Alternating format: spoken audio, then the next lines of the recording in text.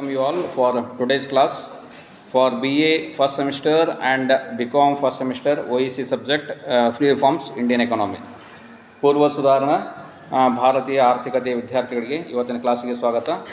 So today I will explain right down heading ಬರ್ಕೊಡ್ರಿ.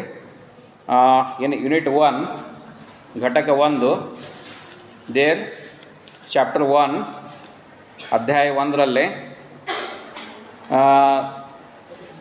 ಮೂರನೇದು sub content right on. Third sub content human development index HDI human development index ಬ್ರ್ಯಾಕೆಟ್ನಲ್ಲೇ HDI ಕನ್ನಡದಲ್ಲಿ ಬರ್ಕೊಡ್ರಿ ಮಾನವ ಅಭಿವೃದ್ಧಿ ಸೂಚಿ.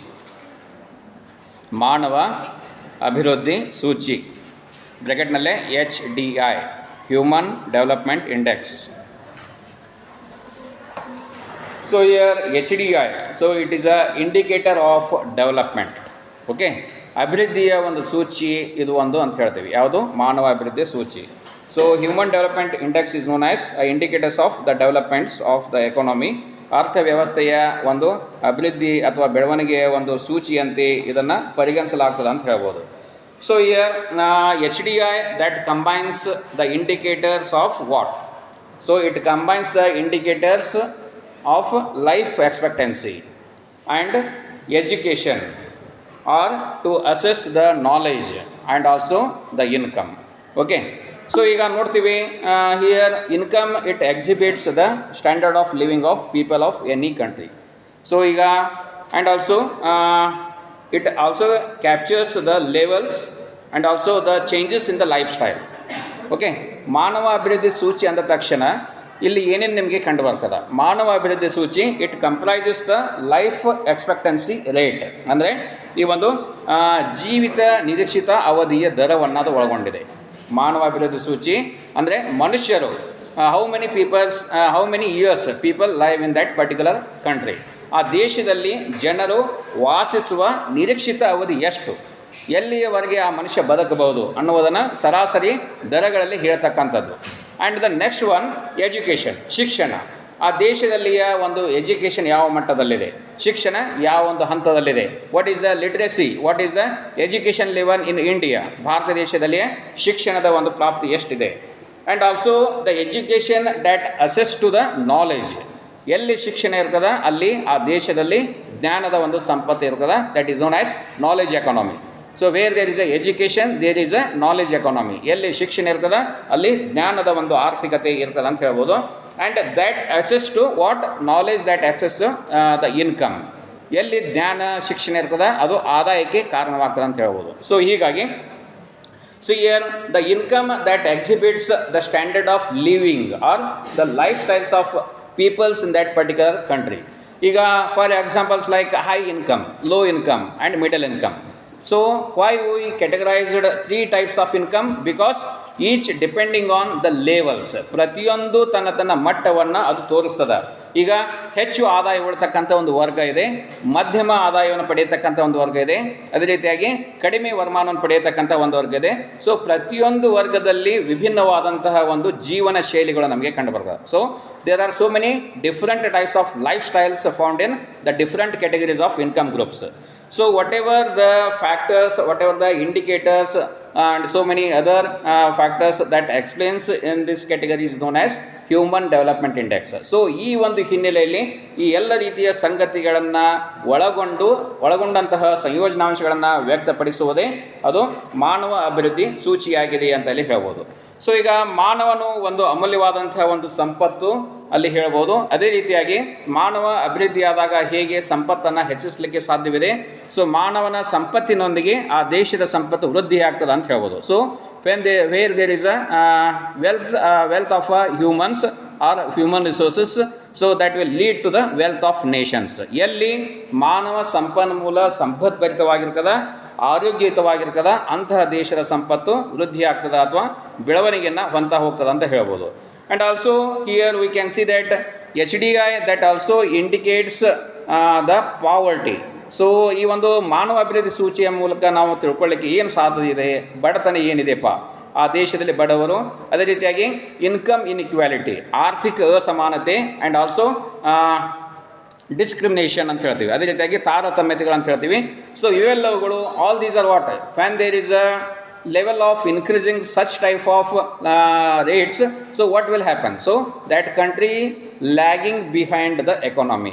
So ಎಲ್ಲಿ ಇಂತಹ ಸಂಗತಿಗಳು ಕಂಡು ಬರ್ತಾವ ಆ ದೇಶದ ಅರ್ಥವ್ಯವಸ್ಥೆ ಹಿನ್ನಡೆಯನ್ನು ಅನುಭವಿಸ್ತದೆ ಅಂತ ಹೇಳ್ಬೋದು. So what are the factors like poverty and also the factors of income inequality and also the discrimination, ತಾರತಮ್ಯತೆಗಳು. ಆಮೇಲೆ ಅದೇ ರೀತಿಯಾಗಿ ಈ ಒಂದು ಆರ್ಥಿಕ ಅಸಮಾನತೆ, ಬಡತನ ಎಲ್ಲಿ ಕಂಡು ಬರ್ತದ ಅಂತಹ ದೇಶಗಳು ಆರ್ಥಿಕತೆಯ ಒಂದು ಹಿನ್ನಡೆಯನ್ನು ಅನುಭವಿಸ್ತಾವೆ ಅಂತ ಹೇಳ್ಬೋದು. ಆದ್ದರಿಂದ so when there is a development of economy, there is a development of human beings. So that is why we call it as human development index. ಆದ್ದರಿಂದ ಮಾನವ ಅಭಿವೃದ್ಧಿ ಸೂಚಿ ಯಾವುದಕ್ಕೆ ಹೇಳ್ತೀವಿ, ಯಾವುದಂದರೆ ಯಾವ ದೇಶದಲ್ಲಿ ಆರ್ಥಿಕ ಅಭಿವೃದ್ಧಿ ಆಗ್ತಾ ಇದೆ ಅಂತ ಹೇಳ್ತಾ ಇದ್ದೀವಿ, ಅದು ಮಾನವ ಅಭಿವೃದ್ಧಿಯ ಮೂಲಕ ಆಗಬೇಕು, ಸಾಧನೆ ಆಗಬೇಕು ಅಂತ ಹೇಳ್ಬೋದು.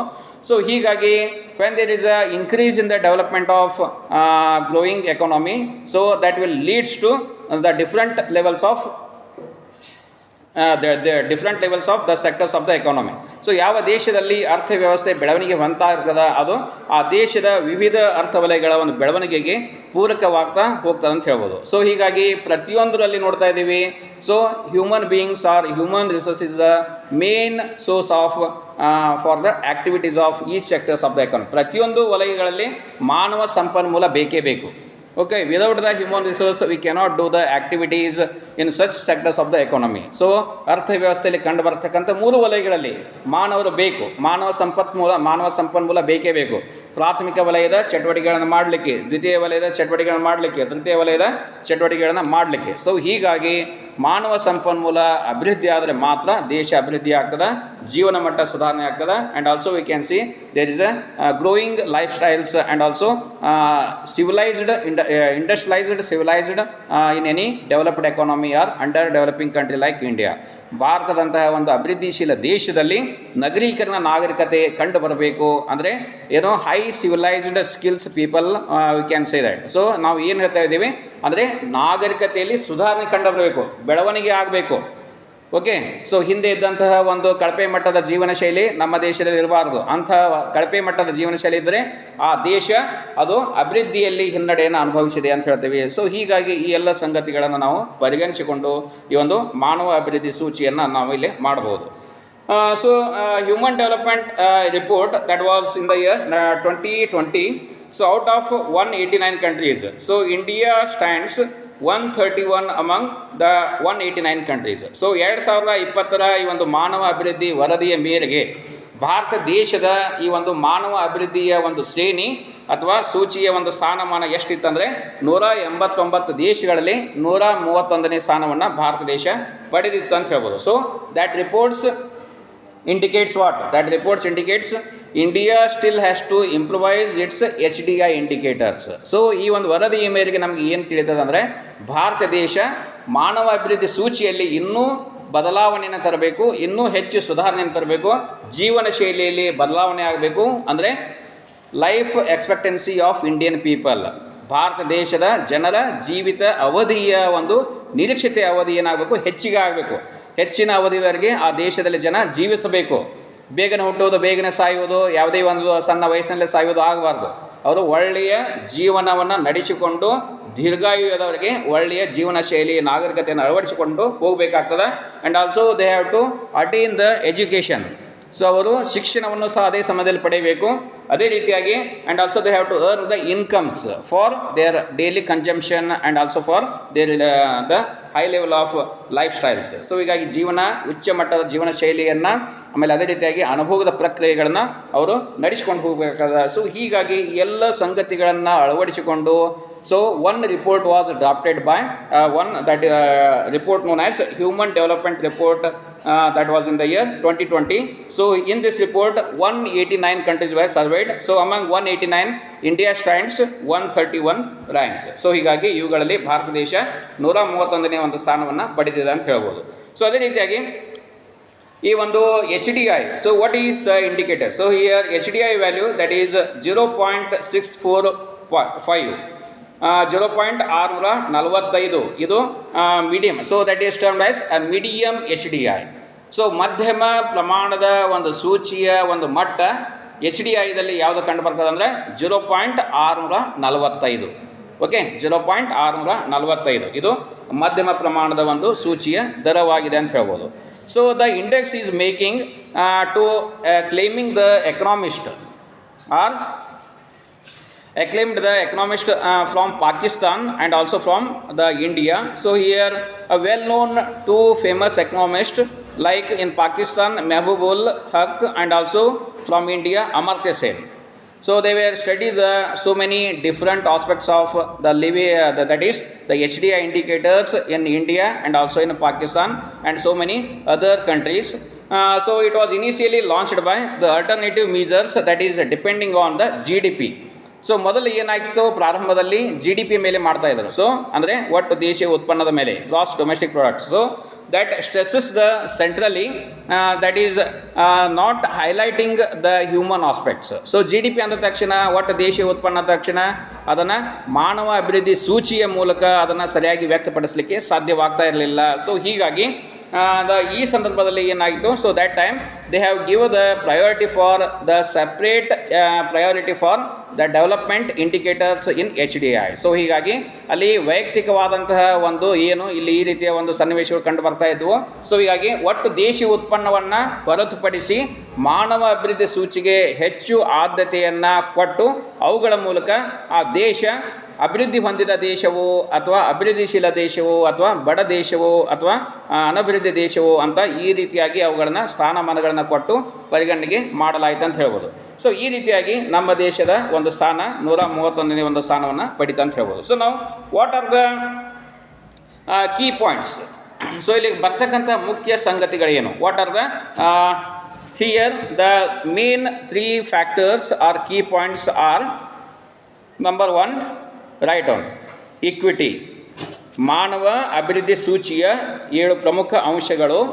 ಇದರ ನೋಟ್ಸನ್ನು ನಂತರ ಕಳಿಸ್ಕೊಡ್ತೀನಿ. Okay, already I think I have sent. ಇದನ್ನು ಕಳಿಸಿರ್ಬೋದು, ನಾನು ಕಳಿಸಿಲ್ಲ ನೋಟ್ಸು, ಕಳಿಸಿರ್ಬೇಕು ನೋಡು ವಾಟ್ಸಪ್ದಲ್ಲಿ. Okay, so here the first key factor are the first factor that is known as equity, ಸಮತೆ. ಒಂದನೇದೇನು ಸಮತೆ, and the second one is sustainability, ಸುಸ್ಥಿರತೆ. ಎರಡನೇದು ಸುಸ್ಥಿರತೆ. ಒಂದನೇದು ಈಕ್ವಿಟಿ ಅಂದರೆ ಸಮತೆ, ಎರಡನೇದು ಸಸ್ಟೈನೇಬಿಲಿಟಿ SUSTAINBAILITY ಸುಸ್ಥಿರತೆ. And the third one that is productivity, ಉತ್ಪಾದಕತೆ. ಮೂರನೇದೇನು ಉತ್ಪಾದಕತೆ. And the fourth one is empowerment, ಸಶಕ್ತೀಕರಣ. ನಾಲ್ಕನೇದು ಸಶಕ್ತೀಕರಣ, ಎಂಪವರ್ಮೆಂಟ್. ಆ್ಯಂಡ್ ನಂಬರ್ 5 ಆಯುರ್ ನಿರೀಕ್ಷೆ. ಆಯುರ್ ನಿರೀಕ್ಷೆ, life expectancy, number 5. And number 6 educational attainment, ಶೈಕ್ಷಣಿಕ ಪ್ರಾಪ್ತಿ ಅಥವಾ ಸಾಧನೆ. Number 7 standard of living. ಏಳನೇದು ಯಾವುದು, ಜೀವನ ಮಟ್ಟ, ಸ್ಟ್ಯಾಂಡರ್ಡ್ ಆಫ್ ಲಿವಿಂಗ್.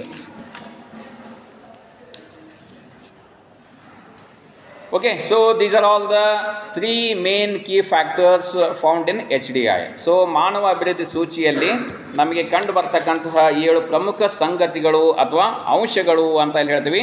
ಇವುಗಳನ್ನು ಒಟ್ಟಾರೆಯಾಗಿ we can call it as human development index. ಅಂದರೆ while preparing the HDI we have to give the priority for these 3 key factors. ಅಂದರೆ ಈ 7 ಮುಖ್ಯ ಸಂಗತಿಗಳಿಗೆ ಆದ್ಯತೆಯನ್ನು ನೀಡಿಕೊಂಡು ನಾವು HDI ಸೂಚಿಯನ್ನು ರಚನೆ ಮಾಡಬೇಕಾಗ್ತದೆ ಅಥವಾ ತಯಾರಿಸಬೇಕಾಗ್ತದೆ. So without these factors so we cannot say that there is a HDI. So ಇವುಗಳನ್ನು ಬಿಟ್ಟು ನಾವು ಹೇಳಿದರೆ ಅದು ಮಾನವ ಅಭಿವೃದ್ಧಿ ಸೂಚಿ ಅಲ್ಲ ಅಂತ ಹೇಳ್ಬೋದು. ಸೊ ಹೀಗಾಗಿ number 1 equity. So here equity, what it explains? It explains the choices of the peoples of India. ಇದು ಏನು ತೋರಿಸಿಕೊಡ್ತದೆ, ಸಮಾನತೆ, ಆ ದೇಶದಲ್ಲಿ ಇರತಕ್ಕಂತಹ ಜನರ ಆಯ್ಕೆಗಳು.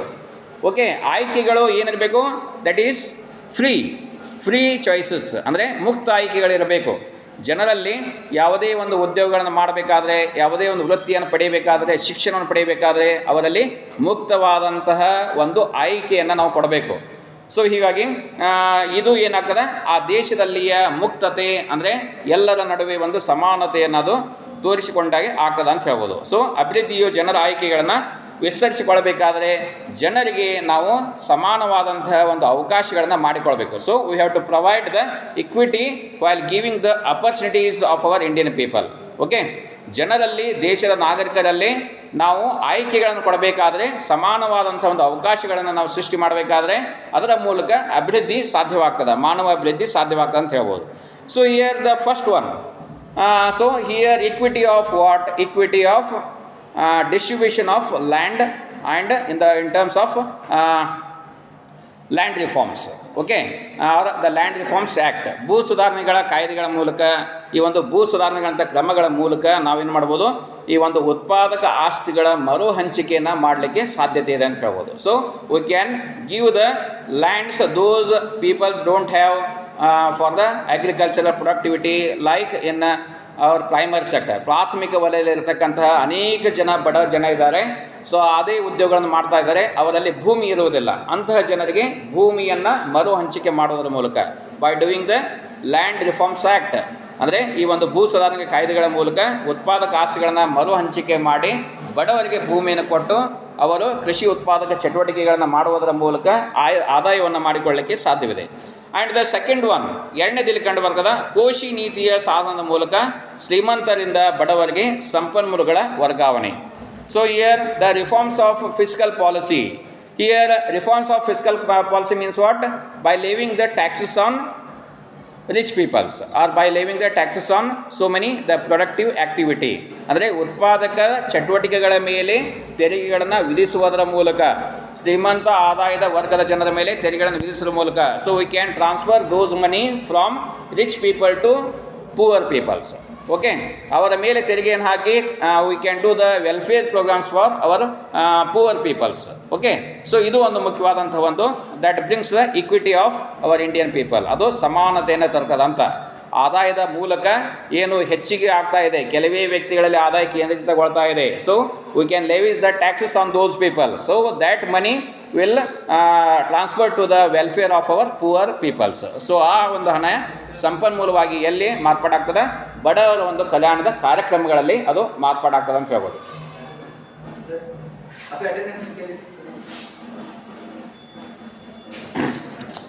ಆ್ಯಂಡ್ ದ ನೆಕ್ಸ್ಟ್ ಒನ್, ಬಡ ಜನರಿಗೆ ಸಾಕಷ್ಟು ಸಾಲ ಸೌಲಭ್ಯಗಳನ್ನ ಒದಗಿಸುವ ಮೂಲಕ ಸಾಲದ ಒಂದು ವ್ಯವಸ್ಥೆ ಪುನರ್ವಚನೆ ಅಂತ ಹೇಳ್ಬೋದು. So we can provide the loan assistance for poor peoples for their activities.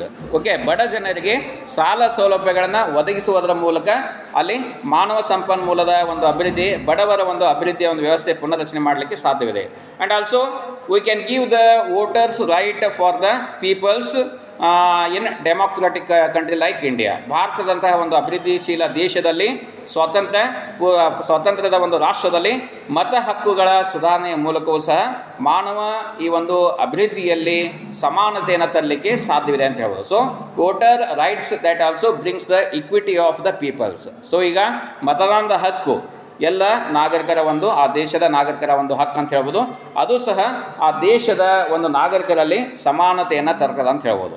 ಮತದಾನದ ಹಕ್ಕಿನ ಮೂಲಕವೂ ಸಹ ನಾವು ಪ್ರತಿಯೊಂದು ಒಂದು ಸಮುದಾಯ, ಜಾತಿ, ವರ್ಗಗಳ ಒಂದು ಅಭಿವೃದ್ಧಿಯನ್ನು ಮಾಡಲಿಕ್ಕೆ, ಆ ಒಂದು ಮಾನವ ಅಭಿವೃದ್ಧಿ ಮಾಡಲಿಕ್ಕೆ ಸಾಧ್ಯವಿದೆ ಅಂತ ಹೇಳ್ಬೋದು. So that is why the equity factor that considers in where that considers in the process of HDI are the preparation of HDI. ಆದ್ದರಿಂದ ಈ ಒಂದು ಮಾನವ ಅಭಿವೃದ್ಧಿ ಸೂಚಿಯನ್ನು ತಯಾರಿಸಬೇಕಾದ್ರೆ ಸಮಾನತೆಯ ಒಂದು ಸಂಗತಿಯನ್ನು ನಾವು ಪರಿಗಣನೆಗೆ ತೆಗೆದುಕೊಳ್ಳಬೇಕು.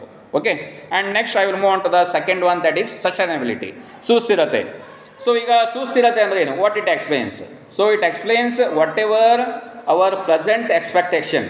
Okay, so we have to keep those expectations by fulfilling our present expectation and the future expectations we have to provide our future generation.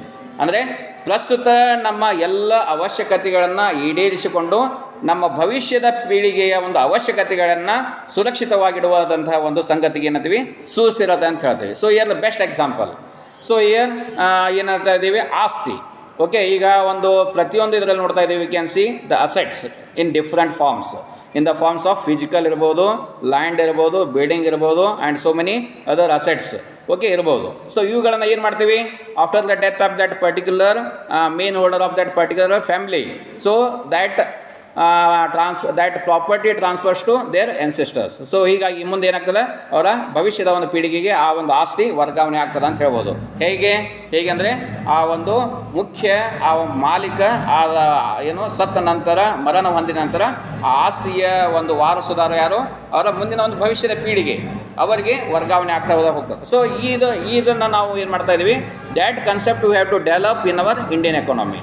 So ಇದನ್ನು ನಮ್ಮ ದೇಶದ ಅರ್ಥವ್ಯವಸ್ಥೆಯಲ್ಲಿ ಇದೇ ಒಂದು ಪರಿಭಾವನೆಯನ್ನು ಇಟ್ಟುಕೊಂಡು ನಾವೇನು ಮಾಡಿದ್ದೀವಿ, ಮಾನವ ಅಭಿವೃದ್ಧಿಯಲ್ಲಿ ಅದನ್ನು ಬೆಳೆಸಿದೆ ಅಂತೇಳಿ. So that is the sustainability, ಅದಕ್ಕೆ ಸುಸ್ಥಿರತೆ ಅಂತ ಹೇಳ್ತೀವಿ. ಅಂದರೆ we have to whatever our present expectation is there, so whatever the resource is there, so we have to fulfill our resources, and also we have to provide those resources for our future generation. Okay, ಈಗ ಒಂದು ಕುಟುಂಬದಲ್ಲಿ ಒಬ್ಬ ತಂದೆ ತಾಯಿಗಳಿರ್ತಾರೆ. ಆ ತಂದೆ ತಾಯಿಗಳು ತಮ್ಮ ಅವಶ್ಯಕತೆಗಳನ್ನು ಈಡೇರಿಸಿಕೊಂಡು ಮುಂದೆ ತಮ್ಮ ಮಕ್ಕಳಿಗೆ ಆಸ್ತಿಗಳನ್ನು ಆದಾಯಗಳನ್ನು ಮಾಡಿಟ್ಟು ಹೋಗ್ತಾರೆ. So that is called as sustainability. ಅದಕ್ಕೇನಂತೀವಿ ಸುಸ್ಥಿರತೆ ಅಂತ ಕರಿತೀವಿ. ಓಕೆ, ಗೊತ್ತಾಯ್ತಲ್ಲ? ಸೊ ಸಸ್ಟೈನಬಿಲಿಟಿ ಅಂದರೆ ಏನು? So we have to fulfil our present expectations and to provide the future expectations for our future generations. Okay, so ಈ ರೀತಿಯಾಗಿ ಭವಿಷ್ಯದ ಪೀಳಿಗೆಗೂ ಸಹ ನಾವು ಏನು ಮಾಡ್ಬೋದು, ಈ ಒಂದು ಆದಾಯಗಳ ಮೂಲಕ ಆಸ್ತಿಗಳ ಮೂಲಕ ಅವುಗಳನ್ನು ಒದಗಿಸಿಕೊಂಡು ಆ ಕುಟುಂಬವನ್ನು ಆ ದೇಶವನ್ನು ಸುಸ್ಥಿರವಾಗಿಡಲಿಕ್ಕೆ ಸಾಧ್ಯತೆ ಇದೆ ಅಂತ ಹೇಳ್ಬೋದು. So that is also considered in terms of by preparing the HDI. So ಹೀಗಾಗಿ ಈ ಒಂದು ಮಾನವ ಅಭಿವೃದ್ಧಿ ಸೂಚಿಯನ್ನು ತಯಾರಿಸುವಲ್ಲಿ ಈ ಒಂದು ಸಂಗತಿಯನ್ನು ಸಹ ಪರಿಗಣನೆಗೆ ತೆಗೆದುಕೊಳ್ಳಿ. And the third one, productivity, ಉತ್ಪಾದಕತೆ. So productivity is also the main factors of HDI. ಇದು ಸಹ ಉತ್ಪಾದಕತೆ ಮಾನವ ಅಭಿವೃದ್ಧಿ ಸೂಚಿಯ ಒಂದು ಪ್ರಮುಖ ಸಂಗತಿಯಾಗಿದೆ ಅಂತ ಹೇಳ್ಬೋದು. So to increase the productivity in human capital, okay, what it needs, ಮಾನವ ಈ ಒಂದು ಬಂಡವಾಳವನ್ನು ಹೆಚ್ಚಿಗೆ ಮಾಡಬೇಕಾದ್ರೆ ಅಲ್ಲಿ ಏನೇನು ಬೇಕು. So here human capital needs the health of that particular labour or human beings, and also education, training, and also the so many different factors and so many necessities and also so many facilities for the development of human resources in that particular country while preparing the HDI. ಈಗ ಮಾನವ ಅಭಿವೃದ್ಧಿ ಸೂಚಿಯನ್ನು ನಮ್ಮ ದೇಶದಲ್ಲಿ ನಾವು ತಯಾರಿಸಬೇಕಾದ್ರೆ ಅಲ್ಲಿ ಮುಖ್ಯವಾಗಿ ನಾವು ಏನನ್ನು ಆದ್ಯತೆಯನ್ನು ಕೊಡಬೇಕು, ಇಲ್ಲಿ ಮುಖ್ಯವಾಗಿ ಉತ್ಪಾದಕತೆ ಅಂದ ತಕ್ಷಣ ಮಾನವ ಬಂಡವಾಳದ ಒಂದು ಉತ್ಪಾದಕತೆ ಆಗ್ತಾ ಇರಬೇಕು ಸರಿಯಾಗಿ. ಯಾವಾಗ ಮಾನವ ಬಂಡವಾಳ ಉತ್ಪಾದಕತೆ ಆಗ್ತದೆ? ಹೆಲ್ತ್ ಫ್ಯಾಕ್ಟರ್ ಅಂದರೆ ಆ ದೇಶದ ನಾಗರಿಕರು ಆರೋಗ್ಯವಂತರಾಗಿದ್ದಾಗ ಮಾನವ ಸಂಪನ್ಮೂಲ ಬೆಳೀತಾ ಹೋಗ್ತದೆ. ಒಂದು ವೇಳೆ ಅನಾರೋಗ್ಯದಿಂದ ರೋಗ ರುಜಿನಗಳಿಂದ ಆ ದೇಶದ ಜನ ಕೂಡಿದ್ದೇ ಆದಲ್ಲಿ ಮಾನವ ಸಂಪನ್ಮೂಲ ಏನಾಗ್ತದೆ, ಅದು ಸಹ ಕಳಪೆ ಮಟ್ಟದಾಗ್ತದೆ, ಅದು ಸುಸ್ಥಿರವಾಗುವುದಿಲ್ಲ ಅಂತ ಹೇಳ್ಬೋದು. ಸೊ ಹೀಗಾಗಿ ಅದೇ ರೀತಿಯಾಗಿ ಟ್ರೈನಿಂಗ್ ಬೇಕು. ಈಗ ಮಾನವ ಸಂಪನ್ಮೂಲ ಬೆಳವಣಿಗೆ ಆಗಬೇಕಾದ್ರೆ ಅವುಗಳಿಗೆ ತರಬೇತಿ ಕೊಡಬೇಕಾಗ್ತದೆ. And also there are so many different. So that will gives rise to what, that will gives rise to the productivity of our human resources. ಅದು ನಮ್ಮ ಮಾನವ ಸಂಪನ್ಮೂಲದ ಉತ್ಪಾದಕತೆಗೆ ಏನಾಗ್ತದೆ, ಕೊಡುಗೆಯನ್ನು ಕೊಡ್ತದೆ ಅಂತ ಹೇಳ್ಬೋದು. That increase the capacity of earning the incomes. ಅದು ಏನು ಮಾಡ್ತದೆ, ಗರಿಷ್ಠ ಮಟ್ಟದ ಆದಾಯವನ್ನು ಪಡೆಯಲಿಕ್ಕೆ ಸಾಧ್ಯವಾಗ್ತದೆ. ಆದ್ದರಿಂದ ಮಾನವ ಅಭಿವೃದ್ಧಿ ಸೂಚಿಯನ್ನು ಹೇಳುವಲ್ಲಿ ಇದು ಒಂದು ಸಂಗತಿಯನ್ನು ತೆಗೆದುಕೊಳ್ಳಿ. And next one is empowerment, ಸಶಕ್ತೀಕರಣ ಅಂತ ಹೇಳ್ತೇವೆ. ಸೊ ಈಗ ಸಶಕ್ತರು ಅಂದರೆ ಏನು? ಈಗ ಜನರು ತಮಗೆ ಇಷ್ಟವಾದಂತಹ ರೀತಿಯಲ್ಲಿ ಆಯ್ಕೆಗಳನ್ನು ಚಲಾಯಿಸುವಂತಹ ಸ್ಥಿತಿ ಇದ್ದಾಗ ನಾವು ಅದಕ್ಕೆ ಅಂತೀವಿ ಸಶಕ್ತೀಕರಣ ಅಂತ ಹೇಳ್ತೀವಿ. ಸೊ ವೈಲ್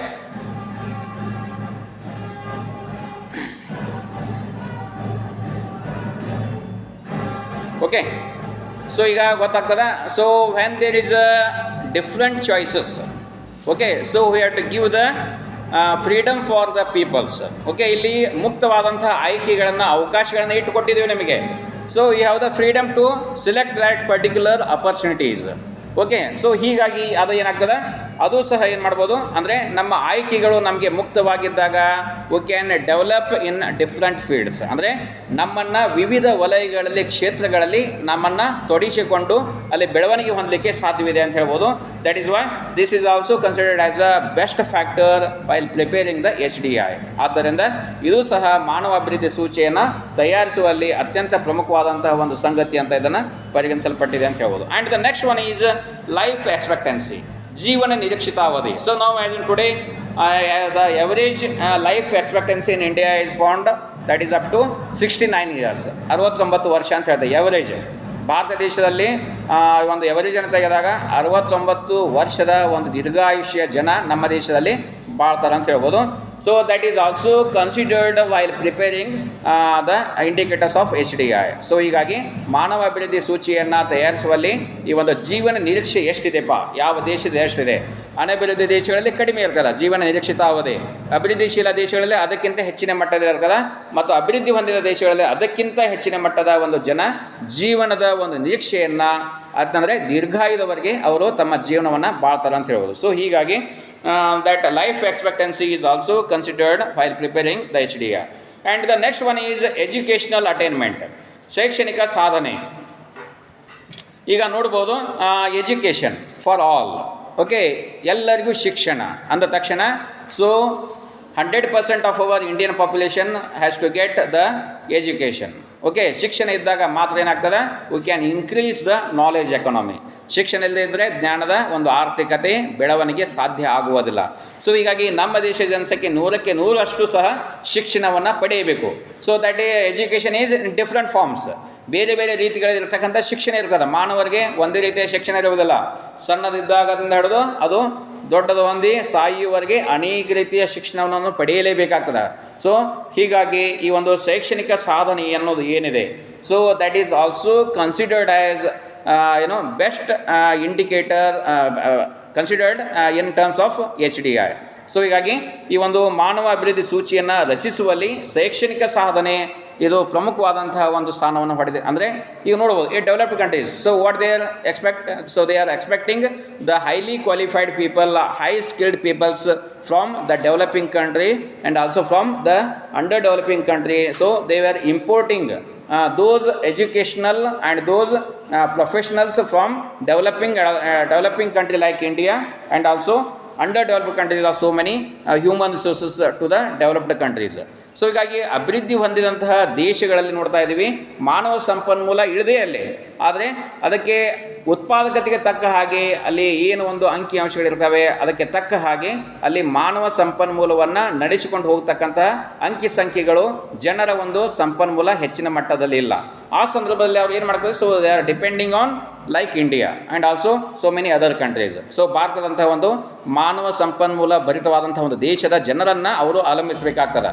ಸೊ ಹೀಗಾಗಿ ನಮ್ಮಲ್ಲಿ ಶಿಕ್ಷಣ ಇದ್ದಾಗ ಮಾತ್ರ ಸಾಧ್ಯ ಆಗ್ತದೆ. So if there is no educational attainment, okay, in different fields, okay, like in medical, like in education, like in technology and science and so many other sectors. So ಹೀಗಾಗಿ ಏನಾಗ್ತದೆ, ಅದು ಇದ್ದಾಗ ಮಾತ್ರ ಏನಾಗ್ತದೆ, ಈ ಒಂದು ಶಿಕ್ಷಣದ ಒಂದು ಪ್ರಾಪ್ತಿ ಇದ್ದಾಗ ಮಾತ್ರ ಆ ದೇಶದ ಒಂದು ಮಾನವ ಅಭಿವೃದ್ಧಿ ಸೂಚಿ ಉನ್ನತ ಮಟ್ಟದಲ್ಲಿದೆ, ಉಚ್ಚ ಮಟ್ಟದಲ್ಲಿದೆ. ಹೀಗಾಗಿ ಆ ದೇಶ ಅಭಿವೃದ್ಧಿಶೀಲ ದೇಶವಾಗಿದೆ, ಅಭಿವೃದ್ಧಿ ಹೊಂದಿದ ದೇಶವಾಗಿದೆ ಅಂತಲೂ ಸಹ ನಾವು ಹೇಳಲಿಕ್ಕೆ ಸಾಧ್ಯವಿದೆ. And the last one that is standard of living, ಜೀವನ ಮಟ್ಟ. ಸೊ ದ ಜೀವನ ಮಟ್ಟ that depends on what? That depends on real per capita income and also purchasing power parity. So ಈಗ standard of living what it explains? It explains our levels, how we are living in the society, how we are doing our daily life activities in our economy. ನಮ್ಮ ದೇಶದ ಆರ್ಥಿಕತೆಯಲ್ಲಿ ದಿನನಿತ್ಯ ನಾವು ಹೇಗೆ ನಮ್ಮ ಚಟುವಟಿಕೆಗಳನ್ನು ಮಾಡ್ತಾ ಇದ್ದೀವಿ, ಆ ಚಟುವಟಿಕೆಗಳ ಮೂಲಕ ಹೇಗೆ ನಾವು ನಮ್ಮ ಆದಾಯವನ್ನು ಪಡಿತಾ ಇದ್ದೀವಿ ಅನ್ನುವುದನ್ನು ಇದು ವ್ಯಕ್ತಪಡಿಸ್ತದೆ ಅಂತ ಹೇಳ್ಬೋದು. ಸೊ ಹೀಗಾಗಿ real per capita income that explains what? That explains the purchasing power of each individual human beings. So ಪ್ರತಿಯೊಬ್ಬ ವ್ಯಕ್ತಿಯ ಒಂದು ನೈಜ ತಲಾ ಆದಾಯ ವರಮಾನ ಏನು ತೋರಿಸ್ಕೊಡ್ತದೆ, ಅದು ಅವನ ಕೊಳ್ಳುವ ಶಕ್ತಿಯನ್ನು ತೋರಿಸ್ಕೊಡ್ತದೆ. ಸೊ ಹೀಗಾಗಿ ಇದು ಎಲ್ಲಿ ಹೆಚ್ಚಿನ ಮಟ್ಟದಲ್ಲಿ ಕಂಡು ಬರ್ತದೆ, ಆ ದೇಶದಲ್ಲಿ ಏನು ತೋರಿಸ್ತದೆ, ಮಾನವ ಅಭಿವೃದ್ಧಿ ಸೂಚಿ ಅಥವಾ ಮಾನವ ಅಭಿವೃದ್ಧಿ ಆಗಿದೆ ಅಂತ ನಾವು ಹೇಳ್ಬೋದು. So all these R the factors while preparing HDI. So ಹೀಗಾಗಿ ಈ ಒಂದು ಮಾನವ ಅಭಿವೃದ್ಧಿ ಸೂಚಿಯನ್ನು ರಚಿಸುವಲ್ಲಿ ಈ ರೀತಿ ಎಲ್ಲ ಸಂಗತಿಗಳನ್ನು ನಾವು ಪರಿಗಣನೆಗೆ ತೆಗೆದುಕೊಂಡು ಮಾಡಬೇಕಾಗ್ತದೆ. ಅದೇ ರೀತಿಯಾಗಿ that standard of living, that also depends on what, that also depending on real per capita income and also the level of consumption. So what do you mean by level of consumption? When there is a high income levels, what you have to do? So you are expending more and more on consuming goods or more and more on consumer goods. ಅನುಭೋಗಿ ಸರಕುಗಳ ಮೇಲೆ ನಾವು ಯಾವಾಗ ಹೆಚ್ಚು ಖರ್ಚವನ್ನು ಮಾಡ್ತೀವಿ, ಯಾವಾಗ ನಮ್ಮ ಆದಾಯದ ಮಟ್ಟ ಹೆಚ್ಚಿನ ಒಂದು ಮಟ್ಟದಲ್ಲಿ ಇರ್ತದೆ. Okay, so suppose now I have 10,000 rupees, next day I have 20,000 rupees. What I have to do? So I am doing so many expenses on different consumer goods.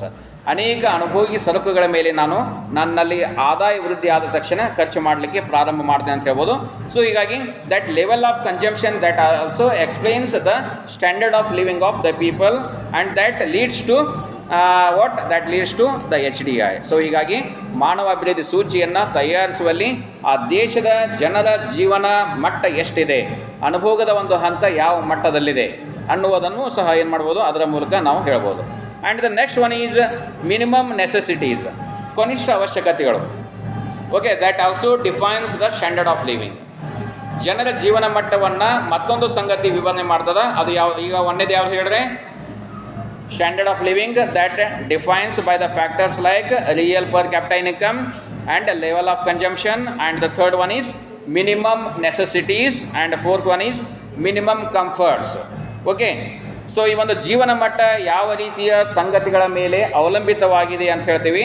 ಜೀವನ ಮಟ್ಟದ ಸೂಚಿಯು ಅದನ್ನು ನಾವು ಯಾವ ರೀತಿಯ ಸಂಗತಿಗಳ ಮೂಲಕ ಕಂಡುಕೊಳ್ಬೋದು ಅಂದರೆ ನೈಜ ತಲಾ ಆದಾಯದ ಮೂಲಕ ಕಂಡುಕೊಳ್ತೀವಿ, ಅದೇ ರೀತಿಯಾಗಿ ಅನುಭೋಗದ ಮಟ್ಟದ ಮೇಲೆ ಕಂಡುಕೊಳ್ತೀವಿ, ಅದೇ ರೀತಿಯಾಗಿ ಕನಿಷ್ಠ ಅವಶ್ಯಕತೆಗಳು ಮತ್ತು ಕನಿಷ್ಠ ಸೌಕರ್ಯಗಳ ಮೂಲಕ ನಾವೇನು ಮಾಡ್ತೀವಿ, ನಮ್ಮ ಜೀವನ ಮಟ್ಟ ಯಾವ ಹಂತದಲ್ಲಿದೆ ಅನ್ನೋದನ್ನು ತಿಳ್ಕೊಳ್ಳಿಕ್ಕೆ ಸಾಧ್ಯವಿದೆ ಅಂತ ಹೇಳ್ಬೋದು.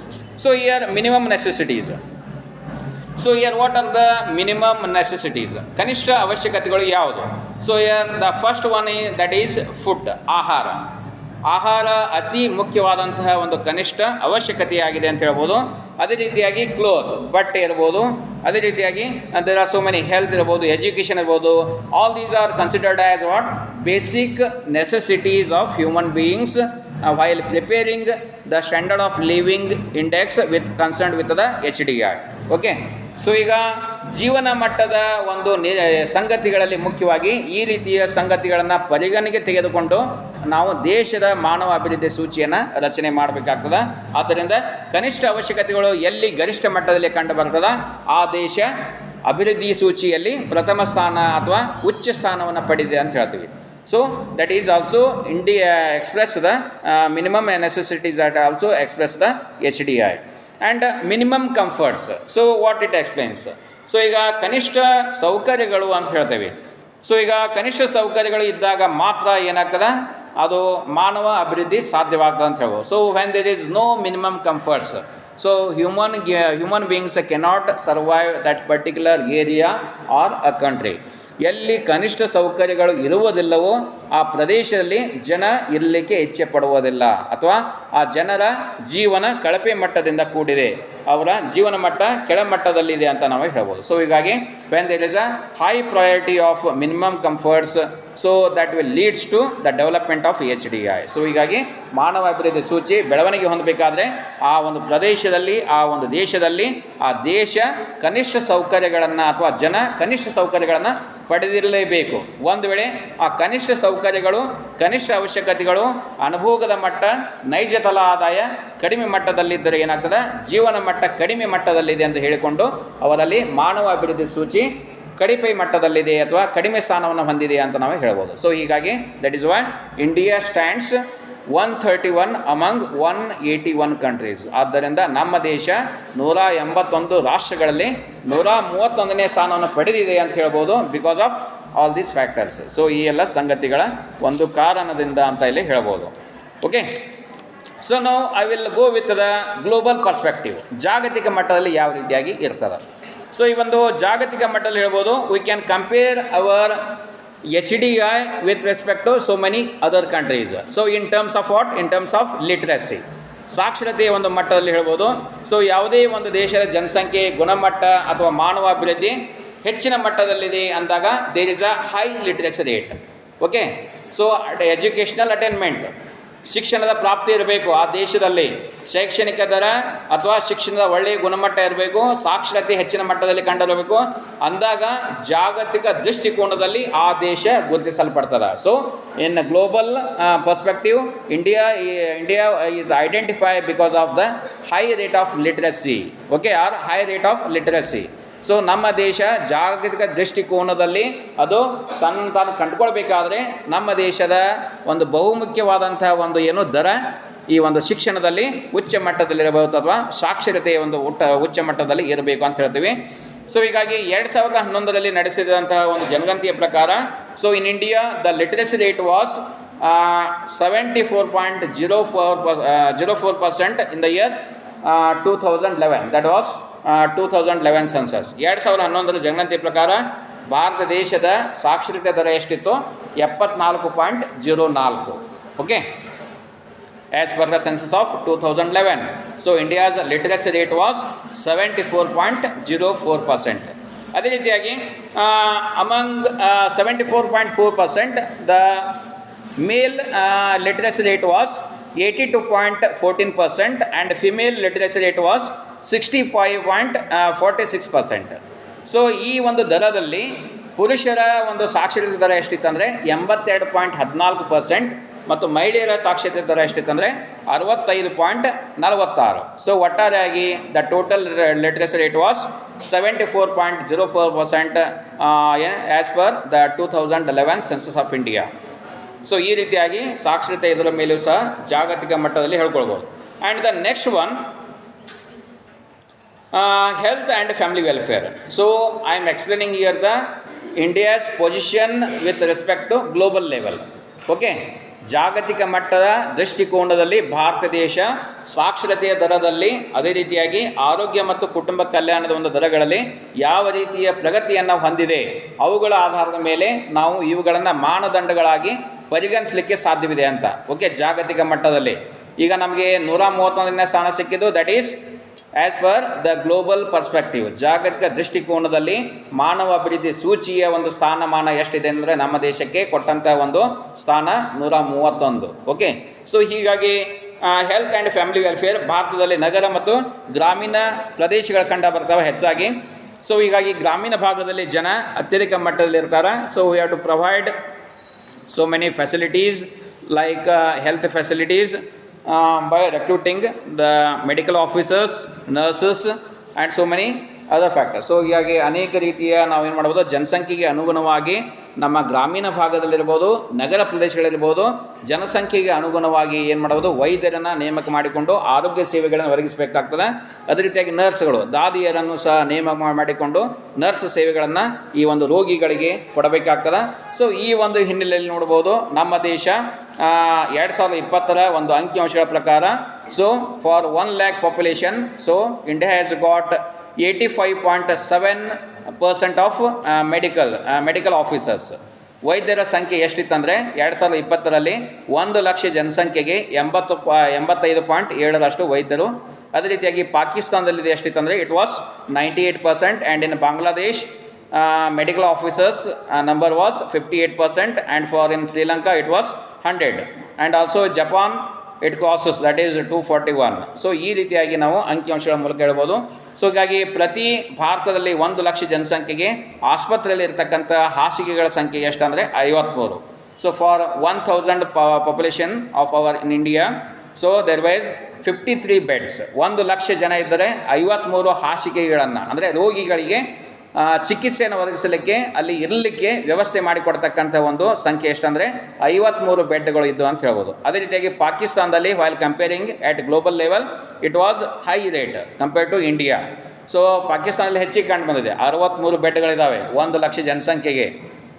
ಅದೇ ರೀತಿಯಾಗಿ ಬಾಂಗ್ಲಾದೇಶದಲ್ಲಿ 79.5, ಶ್ರೀಲಂಕಾದಲ್ಲಿ 415, ಆ್ಯಂಡ್ ಜಪಾನ್ದಲ್ಲಿ 1298 ಫಾರ್ 1 lakh ಪಾಪ್ಯುಲೇಷನ್. ಸೊ ನೋಡೋದಲ್ಲಿ 1 ಲಕ್ಷ ಜನಸಂಖ್ಯೆ 1 ಲಕ್ಷ ಜನಸಂಖ್ಯೆಗೆ ಅವರು ಎಷ್ಟು ಬೆಡ್ಗಳನ್ನು ಆಸ್ಪತ್ರೆಯಲ್ಲಿ ಕೊಟ್ಟಿದ್ದಾರೆ ಅಂದರೆ 1298. ನಾವು ಕೊಟ್ಟಿದ್ದು ಕೇವಲ ಎಷ್ಟು? ನಮ್ಮ ದೇಶದಲ್ಲಿ 1,00,000 ಜನಸಂಖ್ಯೆ ಕೇವಲ ನಾವು ಕೊಟ್ಟಿದ್ದು 53 ಮಾತ್ರ. See here what is the big difference? ಈ ಒಂದು ವ್ಯತ್ಯಾಸ ನಾವಲ್ಲಿ ಗಮನಿಸಬಹುದು. ಸೊ ಅದೇ ರೀತಿಯಾಗಿ health services. So India has ಆರೋಗ್ಯ ಸೇವೆಗಳ ಮೇಲೆ ಸರ್ಕಾರ ಕೈಗೊಳ್ಳತಕ್ಕಂಥ ವೆಚ್ಚ ಒಟ್ಟು ದೇಶೀಯ ಉತ್ಪನ್ನದ ಪ್ರಕಾರ 1.20 ಅಂದರೆ 1.28% is meant for health services in total GDP. So ಭಾರತದ ಈ ಒಂದು ಒಟ್ಟು ದೇಶೀಯ ಉತ್ಪನ್ನದ ಮೇಲೆ 1.28% ಆರೋಗ್ಯ ಸೇವೆಗಳ ಮೇಲೆ ವ್ಯಯ ಮಾಡ್ತದೆ ಅಂತ ಹೇಳ್ಬೋದು. And whereas compared to at the global level it was 3% in USA and also in Japan and in Germany. Okay, and in Germany we can say that there were around 6% were utilized for the health services among the GDP. So ಒಟ್ಟು ದೇಶೀಯ ಉತ್ಪನ್ನದಲ್ಲಿ ಆಯಾ ದೇಶಗಳ ಒಂದು ಒಟ್ಟು ದೇಶೀಯ ಉತ್ಪನ್ನದಲ್ಲಿ Germany ದೇಶ ಹೆಚ್ಚು ಹಣವನ್ನು ಆರೋಗ್ಯ ಸೇವೆಗಳ ಮೇಲೆ ಖರ್ಚು ಮಾಡ್ತದೆ ಅಂತ ಹೇಳ್ಬೋದು. 6% ಹಣವನ್ನು ಖರ್ಚು ಮಾಡ್ತದೆ. ನಮ್ಮ ದೇಶದಲ್ಲಿ ಈ ಒಂದು ವೆಚ್ಚ ಎಷ್ಟು? ಕೇವಲ 1.28% ಹಣವನ್ನು ಮಾತ್ರ ಒಟ್ಟು ದೇಶೀಯ ಉತ್ಪನ್ನದ ಆದಾಯದ 1.28% ಮಾತ್ರ ನಾವೇನು ಮಾಡ್ತಾ ಇದ್ದೀವಿ, ಇಲ್ಲಿ ಖರ್ಚು ಮಾಡ್ತಾ ಇದ್ದೀವಿ. C year only 1%. ಈಗ 100 ರೂಪಾಯಿ ಅಂದರೆ ಎಷ್ಟು? 1 ರೂಪಾಯಿನ ಮಾತ್ರ ಆರೋಗ್ಯ ಸೇವೆಗಳಿಗೆ ಖರ್ಚು ಮಾಡ್ತಾ ಇದ್ದೀವಿ. ಆದರೆ ಜರ್ಮನಿಯಲ್ಲಿ 6% ಖರ್ಚು ಮಾಡ್ತಾ ಇದ್ದಾರೆ. ಅದೇ ರೀತಿಯಾಗಿ ಅಮೆರಿಕಾದಲ್ಲಿ 3%. ಸೊ ಈ ರೀತಿಯಾಗಿ ಈ ಒಂದು ಸಂದರ್ಭದಲ್ಲಿಯೂ ಸಹ ನೋಡ್ಬೋದು. And the next one is labour and employment under global perspective. ಜಾಗತಿಕ ದೃಷ್ಟಿಕೋನದಲ್ಲಿ ಶ್ರಮ ಮತ್ತು ಉದ್ಯೋಗ ಸೊ ಯಾವ ರೀತಿಯಾಗಿ ಕಂಡು ಬಂದಿದೆ ನಮ್ಮ ದೇಶದಲ್ಲಿ. ಸೊ ಈಗ ಉತ್ಪಾದಕ ಶ್ರಮದ ಬಳಕೆ ಮತ್ತು ಜನರಿಗೆ ಉದ್ಯೋಗ ನೀಡಿಕೆ ಮಾನವ ಅಭಿವೃದ್ಧಿಗೆ ಸಂಬಂಧಿಸಿದ ಮತ್ತೊಂದು ಮುಖ್ಯವಾದಂಥ ಒಂದು ಸಂಗತಿ ಅಂತ ಹೇಳ್ಬೋದು. So because employment is very big factor for the development of human beings. ಎಲ್ಲಿ ಉದ್ಯೋಗ ಇರ್ತದ ಆ ದೇಶದಲ್ಲಿ ಮಾನವ ಅಭಿವೃದ್ಧಿ ಸಾಧ್ಯವಾಗ್ತದೆ ಅಂತ ಹೇಳ್ಬೋದು. ಸೊ ಹೀಗಾಗಿ ಎಲ್ಲಿ ಉದ್ಯೋಗ ಸೃಷ್ಟಿಗಳಾಗ್ತವ ಅಲ್ಲಿ ಮಾನವ ಅಭಿವೃದ್ಧಿ ತಾನೇ ಸಾಧ್ಯವಾಗ್ತದೆ ಅಂತ ಹೇಳ್ಬೋದು. ಸೊ ಹೀಗಾಗಿ ಶ್ರಮ ಮತ್ತು ಉದ್ಯೋಗ as per the data that explains in the year 2009. So in India unemployment rate was 16%. So 2019 ಒಂದು ಕೊನೆಯಲ್ಲಿ ಭಾರತ ದೇಶದಲ್ಲಿ ನಿರುದ್ಯೋಗ ದರ ಎಷ್ಟು ಕಂಡು ಬಂತಂದರೆ 16% ಕಂಡು ಬಂದಿತ್ತು. ಕಳೆದ 45 ವರ್ಷಗಳಲ್ಲಿಯೇ ಇದು ಅತ್ಯಧಿಕ ಅಂತ ಹೇಳ್ಬೋದು. ಅದೇ ರೀತಿಯಾಗಿ ಮಹಿಳೆಯರಲ್ಲಿ ನಿರುದ್ಯೋಗ ಅತ್ಯಧಿಕ ಪ್ರಮಾಣದಲ್ಲಿ ಕಂಡು ಬರ್ತಕ್ಕಂಥ ಒಂದು ಅಂಕಿಅಂಶ ಅಂತ ಹೇಳ್ಬೋದು. So unemployment found in India where unemployment found in India and where womens. ಮಹಿಳೆಯರಲ್ಲಿ ಹೆಚ್ಚಾಗಿ ನಿರುದ್ಯೋಗ ಕಂಡು ಬರ್ತದೆ. ಉದ್ಯೋಗ ಪುರುಷ ಲಕ್ಷಣ ಅಂತ ಹೇಳ್ತೀವಿ. Why? Because it is our Indian principle. ಭಾರತ ದೇಶದ ಒಂದು ತತ್ವ. ಯಾರು ಉದ್ಯೋಗ ಮಾಡ್ತಾರೆ? ಪುರುಷರೇ ಮಾತ್ರ ಮಾಡ್ತಾರೆ. ಮಹಿಳೆಯರು ಮನೆಗೆ ಮಾತ್ರ ಸೀಮಿತವಾಗಿರ್ತಾರೆ ಅಂತ. ಸೊ ಹೀಗಾಗಿ this is also because of maximum unemployment found in our Indian woman people. So ಹೀಗಾಗಿ ನಮ್ಮ ದೇಶದ ನಿರುದ್ಯೋಗ ಹೆಚ್ಚಾಗಿ ಮಹಿಳೆಯರಲ್ಲಿ ಕಂಡು ಬರ್ತದೆ ಅಂತ ಹೇಳ್ಬೋದು. ಅದೇ ರೀತಿಯಾಗಿ and also here V can see that less salary for employment. ನಾವು ಉದ್ಯೋಗವನ್ನು ಪಡೆದರೂ ಸಹ ಅದಕ್ಕೆ ಕಡಿಮೆ ವೇತನವನ್ನು ಪಡೆಯುತ್ತಾರೆ. ಸೊ ಇದು ಒಂದು ಮುಖ್ಯವಾದಂಥ ಒಂದು ಕಾರಣ ಅಂತ ಹೇಳ್ಬೋದು. ಸೊ ಅದೇ ರೀತಿಯಾಗಿ next factor drinking water supply and sanitation. ಕುಡಿಯುವ ನೀರು ಪೂರೈಕೆ ಮತ್ತು ನೈರ್ಮಲೀಕರಣ. ಸೊ ಕುಡಿಯುವ ನೀರು ಪೂರೈಕೆ ಮತ್ತು ನೈರ್ಮಲೀಕರಣವೂ ಸಹ ಅದು ಒಂದು ಜಾಗತಿಕ ದೃಷ್ಟಿಕೋನದಲ್ಲಿ ಕಂಡು ಬರ್ತದೆ ಅಂತ ಹೇಳ್ಬೋದು. C year as per the data in the year 2001 so in India there were drinking water facility that was 21.9%, whereas it was increased to 80% in the year 2021. So ಜಾಗತಿಕ ದೃಷ್ಟಿಕೋನದಲ್ಲಿ ಹೋಲಿಸಿದಾಗ ನಮ್ಮ ದೇಶದಲ್ಲಿ ನೋಡ್ಬೋದು 2001ರಲ್ಲಿ ಎಷ್ಟಿತ್ತು ಈ ಒಂದು ಗ್ರಾಮೀಣ ನೀರಿನ ಒಂದು ಸೌಲಭ್ಯ ಮಾಡಿದ್ದು 21.9%, ಅಂದರೆ 21.9% ಇದ್ದಿದ್ದು ಎಷ್ಟಾಯಿತು 80%ಕ್ಕೆ ಹೆಚ್ಚಳವಾಗಿರುವುದನ್ನು ನೋಡ್ಬೋದು. ಜಾಗತಿಕ ದೃಷ್ಟಿಕೋನದಲ್ಲಿ ಗ್ರಾಮೀಣ ಭಾಗಗಳಲ್ಲಿ ಈ ಒಂದು ನೀರಿನ ಸೌಲಭ್ಯವನ್ನು ಒದಗಿಸಿದಂತಹ ಒಂದು ಅಂಕಿಅಂಶಗಳ ಒಂದು ಇದನ್ನು ಹೇಳ್ಬೋದು. And also sanitisation. So it was also increased from 3.3 lakh to there are so many ಅದರ 11 ಲಕ್ಷ ಶಾಲಾ ಶೌಚಾಲಯಗಳಿರ್ಬೋದು. ಅದೇ ರೀತಿಯಾಗಿ 8.5 ಲಕ್ಷ ವ್ಯಕ್ತಿಗತ ಶೌಚಾಲಯಗಳಿರ್ಬೋದು. ಅದೇ ರೀತಿಯಾಗಿ 3.3 ಲಕ್ಷ ಅಂಗನವಾಡಿ ಶೌಚಾಲಯಗಳು ಸೇರ್ಬೋದು. So that is meant for the sanitation. So that numbers also indicates increase in the numbers at the global perspective. ಜಾಗತಿಕ ದೃಷ್ಟಿಕೋನದಲ್ಲಿ ಇವುಗಳ ಅಂಕಿ ಅಂಶಗಳು ಸಹ ನಮಗೆ ಏನು ತೋರಿಸ್ಕೊಡ್ತಾರೆ, ಹೆಚ್ಚಳವನ್ನು ತೋರಿಸಿಕೊಡ್ತಾ ಇದೆ ಅಂತ ಹೇಳ್ಬೋದು. ಅದೇ ರೀತಿಯಾಗಿ what ever the amount utilised in the year 2009-10 it was 1200 crores was rose to 3500 crores in the year 2015-16 for sanitation purposes. ಸ್ವಚ್ಛತೆಯ ಒಂದು ಕಾರ್ಯಗಳ ಸಲುವಾಗಿಯೇ ಭಾರತ ಸರ್ಕಾರ 2009-10ರಲ್ಲಿ 1200 ಕೋಟಿ ರೂಪಾಯಿಗಳಿಂದ 2015-16ರಲ್ಲಿ ನೋಡ್ತಾ ಇದ್ದೀವಿ 3500 ಕೋಟಿ ರೂಪಾಯಿಗಳಿಗೆ ಈ ಒಂದು ಶೌಚಾಲಯಗಳ ಒಂದು ಅಭಿವೃದ್ಧಿಯ ಸಲುವಾಗಿ ಹಣವನ್ನು ಖರ್ಚು ಮಾಡಿದೆ ಅಂತ ಹೇಳ್ಬೋದು. And the last point, world hunger index, ಜಾಗತಿಕ ಹಸಿವು ಸೂಚಿ. ಸೊ ಈಗ ಒಂದು ವರ್ಲ್ಡ್ ಹಂಗರ್ ಇಂಡೆಕ್ಸ್, ಜಾಗತಿಕ ಹಸಿವು ಸೂಚಿ, ಜಾಗತಿಕ ಮಟ್ಟದಲ್ಲಿ ಭಾರತ ತೀರಾ ಕಳಪೆ ಪ್ರದರ್ಶನವನ್ನು ತೋರಿಸಿದೆ ಅಂತ ಹೇಳ್ಬೋದು. So India express or India indicates at the low level at the global perspective in terms of world hunger. So ಜಾಗತಿಕ ಒಂದು ಸೂಚಿಯಲ್ಲಿ ಏನು ತೋರಿಸ್ತಾ ಇದೆ, ಭಾರತದ ಹಸಿವು ಅತ್ಯಧಿಕ ಮಟ್ಟದಲ್ಲಿ ಕಂಡು ಬಂದಿದೆ, ಹಸಿವು ಇರತಕ್ಕಂಥ ಜನರ ಪ್ರಮಾಣ ಹೆಚ್ಚಿಗೆ ಇದೆ ಅಂತ ನಮ್ಮ ದೇಶ ಜಾಗತಿಕ ದೃಷ್ಟಿಕೋನದಲ್ಲಿ ತೋರಿಸಿಕೊಟ್ಟಿದೆ ಅಂತ ಹೇಳ್ಬೋದು. So as per the data in the year 2020, so India stands 94 among 107 countries. ಜಾಗತಿಕ ದೃಷ್ಟಿಕೋನದಲ್ಲಿ ಅತಿ ಹಸಿವಿನಿಂದ ಇರ್ತಕ್ಕಂಥ ಜನರ ಸಂಖ್ಯೆ ಪ್ರಮಾಣ ಅಂದರೆ ಬಡವರ ಸಂಖ್ಯೆ, ಅವರಲ್ಲಿ ಹಸಿವು ಹೆಚ್ಚು ಕಂಡು ಬರ್ತದೆ. ಸೊ ಹೀಗಾಗಿ ಅದರ 107 ದೇಶಗಳ ಪೈಕಿ ನಮ್ಮ ದೇಶಕ್ಕೆ 94ನೇ ಸ್ಥಾನವನ್ನು ಜಾಗತಿಕ ಮಟ್ಟದಲ್ಲಿ ಕೊಡಲಾಗಿದೆ. So also in the year 2021 among 116 countries, India stands 101 ranks in world hunger index. So ಈ ಒಂದು ಜಾಗತಿಕ ಹಸಿವು ಸೂಚಿಯಲ್ಲಿ 116 ದೇಶಗಳ ಪೈಕಿ ನಮ್ಮ ದೇಶ 101ನೇ ಸ್ಥಾನವನ್ನು 2021ರಲ್ಲಿ ಪಡೆದಿದೆ. So as per these datas what it explains, so India needs to develop its HDI as per the global perspective. ಜಾಗತಿಕ ದೃಷ್ಟಿಕೋನದ ಒಂದು ಮಟ್ಟದ ಪ್ರಕಾರ ನಮ್ಮ ದೇಶ ಇನ್ನೂ ಸಹ ಬೆಳವಣಿಗೆಯನ್ನು ಹೊಂದಬೇಕು, ಸುಧಾರಣೆಯನ್ನು ಹೊಂದಬೇಕು ಅನ್ನುವುದು ನಮಗೆ ಇಲ್ಲಿ ಕಂಡು ಬರ್ತದೆ ಅಂತ ಹೇಳ್ಬೋದು. And the last overall ranks, ಸಮಗ್ರ ಶ್ರೇಣಿಗಳಲ್ಲಿ ನೋಡ್ತಾ ಇದ್ದೀವಿ as per the global perspective, ವಿಶ್ವ ಅಭಿವೃದ್ಧಿಯ ಒಂದು ಕಾರ್ಯಕ್ರಮದ ಬಗ್ಗೆ. So that is United Nation development programmes in the year 2020 as per their survey among 189 countries. So India stands 129. That is whatever the overall developments. So ಒಟ್ಟಾರೆ ಆದಂಥ ಒಂದು ಅಭಿವೃದ್ಧಿಯನ್ನು ಮಾಡಿದಂತಹ ಒಂದು 189 ದೇಶಗಳ ಪೈಕಿ ನಮ್ಮ ದೇಶಕ್ಕೆ ಕೊಟ್ಟಂಥ ಒಂದು ಸ್ಥಾನಮಾನ ಎಷ್ಟು, 129. ಇದು ಜಾಗತಿಕ ಮಟ್ಟದಲ್ಲಿ ತಿಳ್ಕೊಡ್ರಿ, ಎಲ್ಲಿಂದ ನಾವು ಎಲ್ಲಿಗೆ ಇನ್ನೂ ಸುಧಾರಣೆ ಆಗಬೇಕು ಅನ್ನೋದನ್ನು ಇದು ತೋರಿಸ್ಕೊಡ್ತದೆ. So that is why India is a developing country, still to be improvised in developing economy and we can reach at a developed economy. So ನಾವು ಅನಭಿವೃದ್ಧಿ ಆರ್ಥಿಕ ವ್ಯವಸ್ಥೆಯಿಂದ ಅಭಿವೃದ್ಧಿಶೀಲ ಆರ್ಥಿಕ ವ್ಯವಸ್ಥೆಯ ಒಂದು ಬಾಗಿಲಿಗೆ ಬಂದಿದ್ದೀವಿ. ಇದರಲ್ಲಿ ಇನ್ನೂ ಬೆಳವಣಿಗೆ ಆಗಬೇಕು, ಇನ್ನೂ ಬದಲಾವಣೆಗಳಾಗಬೇಕು ಅಂದಾಗ ಮಾತ್ರ ನಾವು ಅಭಿವೃದ್ಧಿ ಹೊಂದಿದ ಶ್ರೀಮಂತ ರಾಷ್ಟ್ರಗಳ ಒಂದು ಪಟ್ಟಿಗೆ ಸೇರಲಿಕ್ಕೆ ಸಾಧ್ಯವಿದೆ ಅನ್ನೋದನ್ನು ಇಲ್ಲಿ ಹೇಳ್ಬೋದು. ಸೊ ಹೀಗಾಗಿ ಈ ಒಂದು ಮಾನವ ಅಭಿವೃದ್ಧಿ ಸೂಚಿಯಲ್ಲಿ ಈ ರೀತಿಯ ಎಲ್ಲ ಸಂಗತಿಗಳನ್ನು ನಾವು ಪರಿಗಣಿಸಬೇಕಾಗ್ತದೆ. So that is why all these factors are necessary while preparing the human development index at the global perspective levels. So ಜಾಗತಿಕ ದೃಷ್ಟಿಕೋನದ ಒಂದು ಮಟ್ಟದಲ್ಲಿ ನಾವು ಈ ಒಂದು ಮಾನವ ಅಭಿವೃದ್ಧಿ ಸೂಚಿಯನ್ನು ರಚಿಸಬೇಕಾದ್ರೆ ಈ ರೀತಿಯ ಎಲ್ಲ ಸಂಗತಿಗಳನ್ನು ಆಧಾರವಾಗಿಟ್ಟುಕೊಂಡು ಅಲ್ಲಿ ಒಂದು ಸೂಚಿಗಳನ್ನು ರಚನೆ ಮಾಡಬೇಕು. So this is the end of content. So in next class I will explain the right one. Heading ಬರ್ಕೊಡ್ರೆ ಮುಂದಿನ ಕ್ಲಾಸ್ನಲ್ಲಿ ಏನು ಹೇಳ್ತಾನೆ ಅನ್ನೋದು. So the content, that is 4th content in chapter 1, that is unit 1 chapter 1. ಇದರಲ್ಲೇ 4ನೇ content D ಅಂತ ಬರ್ಕೊಡ್ರಿ. ಬಡತನ, ನಿರುದ್ಯೋಗ, ಹಣದುಬ್ಬರ ಮತ್ತು ಆದಾಯ ಅಸಮಾನತೆಯ ಸಮಸ್ಯೆಗಳು. ಏನು ಮಾಡ್ತಾರೆ ನೋಡಿರಿ, ಬಡತನ, ನಿರುದ್ಯೋಗ, ಹಣದುಬ್ಬರ ಮತ್ತು ಆದಾಯ ಅಸಮಾನತೆಯ ಸಮಸ್ಯೆಗಳು. ಇಂಗ್ಲೀಷ್ ಒಳಗೆ ಬರ್ಕೊಡ್ರಿ.